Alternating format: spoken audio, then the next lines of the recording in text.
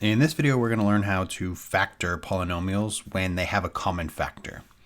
So the first thing that you actually should always do when moving forward is look to see, do my terms have anything in common? Because if you can factor those out from the beginning, it's actually going to make life a little bit easier and the process of factoring a little bit easier.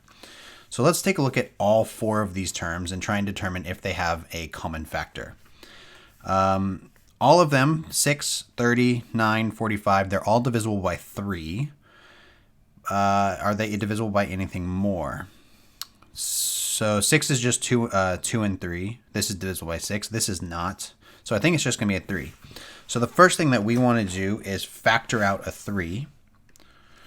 And then we're going to go move forward from there. So if I pull out a 3, what does that do? So basically I'm just dividing all of these by 3. So 3 times 15 is 45. So we have 15x to the third minus, 3x squared plus 10x minus 2. Right? So taking out a 3 basically just means we divided everything by 3. And now that's what we're left with. So from this, we're going to go through and factor by grouping, but we're just going to factor the inside part by grouping. This 3 that's here on the outside is just going to kind of follow along, and it's going to be tacked on to the end of our result when we're done. So let's go ahead and just factor by grouping in this. So what do these two terms have in common? Well, they both are divisible by 3, so we can pull the 3 out, and they both each have at least x to the second power in common. So 3 times what is 15? Well, that's 3 times 5. X squared times what is x cubed? So that's going to be times x. What do I have to multiply 3 by to get negative 3? Well, that's going to be negative 1. And I already have x squared, so I don't need any more x's. So that's my first portion factored. The leading term is positive, so we're going to take out a positive. These two have in common a 2. And then 2 times what gives me 10, so 2 times 5 gives me 10, and then we still need the x there, because these don't both have an x in common. 2 times what gives me negative 2, that's going to be negative 1. Close our parentheses here. And then remember, these all technically are being multiplied by this 3 here, so it's times 3.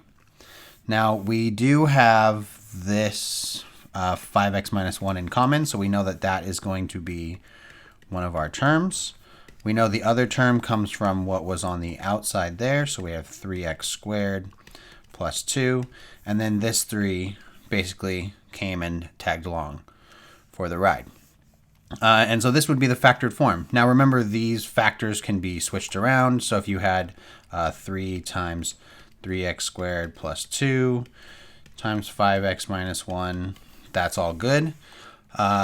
These two things are equivalent. Now, what would have happened if you didn't factor out this 3 from the very beginning? If you didn't factor out this 3 would show up either in here or in here. So you'd end up with something like 9x squared plus 6 times 5x minus 1. And you would see that these two have a common factor of 3 that can be taken out. Or you would have had something like this. 15x minus 3, where again, these have that common factor of 3 that can be taken out. So if you forget to factor by taking out the common factor like we did in this step, you can always wait until you get to the end like this and recognize or ask yourself, do these have anything in common? And recognize, oh, hey, I can take a 3 out of this, and that would be 3 times 5x minus 1, or this would be 3 times 3x squared plus 2, and that would be where you'd get this 3 from as well. Okay, so that's another way that you could do this. So what if we were doing something like this? So what do all of these have in common? So let's go ahead and take a look at that. All of these are divisible by 2. They're all even. I think that's all they have in common is a 2, but they also all have at least p to the first, right? So this is p to the fourth, p to the third, p to the second, p to the first. So I think all of these can be divided by 2p. So we can, they all have a factor of 2p in common. So let's take a 2p out. So 2 times what is 12? Well, that's going to be 6. P times p to the third is p to the fourth. Okay, 2 times 5, and then we're going to need a p squared there. 2 times negative 18 is going to be negative 36, and then p times p is p squared.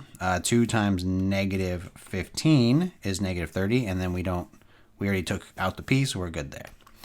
All right, so then we're going to go ahead and factor this by grouping. So split and factor. So we're going to keep this 2p out here in front. So it's going to be 2p times. These two, so 6 and 5, do they have any numbers in common that go into them? Only a 1. So we can't take out any numeric factors, but they both have at least a p squared. So p squared. P squared times 6p is going to be 6p to the third. P squared times 5 is going to be 5p squared. Here the leading term is negative, so we're going to factor out a negative. And these two terms have a 3 in common, and then this doesn't have a p, so we can't take out a p. So negative 3 times what is negative 18. Negative 3 times a positive 6, and then we have the p there. Negative 3 times what is negative 15. That's going to be positive 5, and these two are the same. So that, again, is our first term, 6p plus 5. And then p squared minus 3, p squared minus 3, and then we have this 2p out in front. So that would be this completely factored. Now, this is when we already have 4 terms and we're just factoring by grouping. So how would we approach this if we have a trinomial? Does it really make a difference? So the process is actually exactly the same. The first thing that you always want to do is look for any common factors. All of these are divisible by 3. Are they all divisible by 6? 18 and 6 are, but 21 isn't. So we can just take out a 3 from all of these. And they don't have any x's in common because this is a constant. So we're going to just take out a 3. So this is going to be 3 times 6x squared plus 7x plus 2. So now we're going to have to split the middle term here, right? So we're going to do the process that we did to split the middle term, and then so we can factor by grouping. So we're going to take the leading coefficient and the constant and multiply those. So we get 12. So we're looking for two numbers that multiply to 12 and add to be 7. Now we know that because the back sign is positive, we're going to get the same sign here. And since this first sign is positive, we're going to get 2 positives. So what are factors of 12 that add to 7? That would be 3 and 4. So now we can just rewrite this expression that's inside the parentheses here using our 2 new values that we're going to use for our middle term. So it's going to be 3 times 6x squared plus 3x plus 4x plus 2, split and factor. So we're going to split and factor by grouping. So these two have a 3x in common. 3x times 2x is going to give me 6x squared. Now, this is super important. Some of us forget this sometimes, but just because this 3x is already here doesn't mean we don't put anything here. Because remember, what we distribute into here has to equal this. And if it was just 3x times 2x, we only get this term. So what would I have to multiply 3x by to get 3x? Well, I would have to multiply by the multiplicative identity, which is 1, right? 3x times 1 is 3x. And then again, all of this is being multiplied by this 3 here. My first term in this expression is positive, so we're going to take out a positive. Both of those are divisible by 2, so we can factor out a 2. 2 times 2x is 4x. And again, 2 times what number is itself? That's going to be times 1. This is our first term, 2x plus 1. These two numbers make our next group, 3x plus 2. And then all of this is times 3. So we can apply that same property, that same principle, when trying to factor a quadratic trinomial. And we just have to factor out the common factor first and then go from there.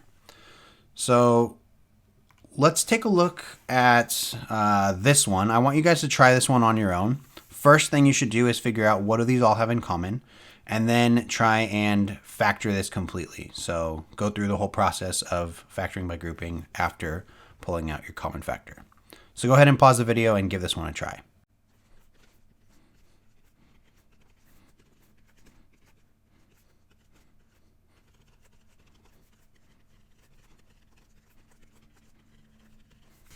All right, so you should have recognized that the common factor in this was a 4, so we pull out the 4.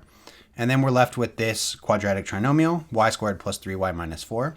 Now, some of you may have recognized that this had a leading coefficient of 1, and so you might have, from this, gone straight to this because of the shortcut, right? We know that when the leading coefficient is 1, we end up with the plus 4 and the minus 1 like this here.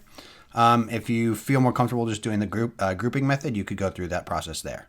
So we split the middle term and then went through the process of grouping, and we should have ended up with this.